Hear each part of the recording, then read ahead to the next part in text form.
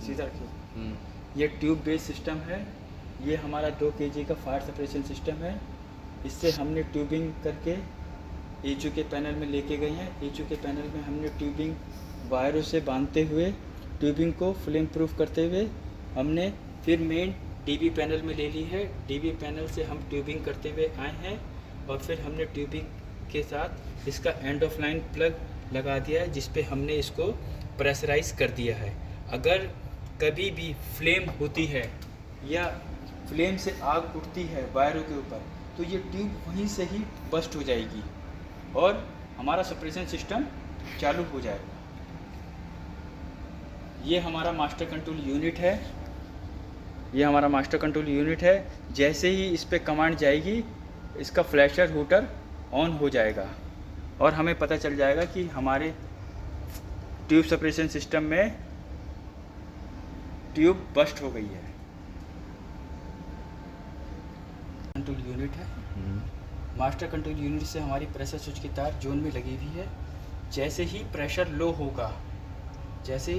होगा, हूटर बजना शुरू हो जाएगा। हूटर बजते ही आप हूटर को यहाँ से साइलेंट कर सकते हैं। ये हमारा टेस्ट का बटन है। हम टेस्ट के बटन से ये चेक कर सकते हैं कि हमारा हूटर वर्क कर रहा है कि नहीं कर रहा। ओके, ठीक है। इसके बाद जैसे ही प्रेशर लो होगा, आपने हूटर साइलेंट कर दिया तो फ्लैशिंग इसकी ऑन रहेगी। इससे आपको पता चल जाएगा कि आपकी ट्यूब कहीं ना कहीं बस्ट हो गई है। ओके। हाँ, हमने नाइट्रोजन अपना पूरा टेस्ट कर लिया है। नाइट्रोजन में हमने अपनी प्रेशर और लीकेज टेस्टिंग कर ली है, जिससे हमें पता चल रहा है कि हमारा जो सिस्टम है वो परफेक्ट हो चुका है। नाइट्रोजन हमारा कोई लीकेज टेस्ट, इसमें लीकेज नहीं है।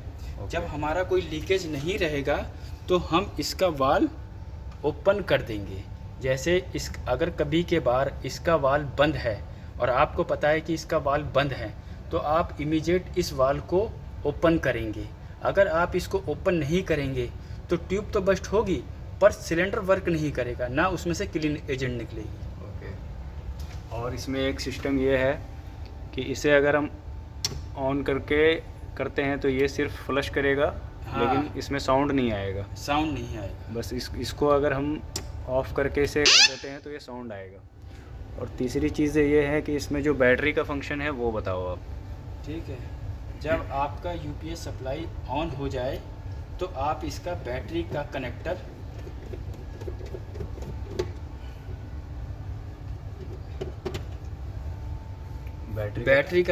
आप इसके बैटरी के पॉइंट पे आप लगा सकते हैं। इसके अंदर बैटरी के लिए इसमें कनेक्शन डायग्राम दे रखा होता है। आप कनेक्शन डायग्राम को चेक करने के बाद ही बैटरी का कनेक्शन करें।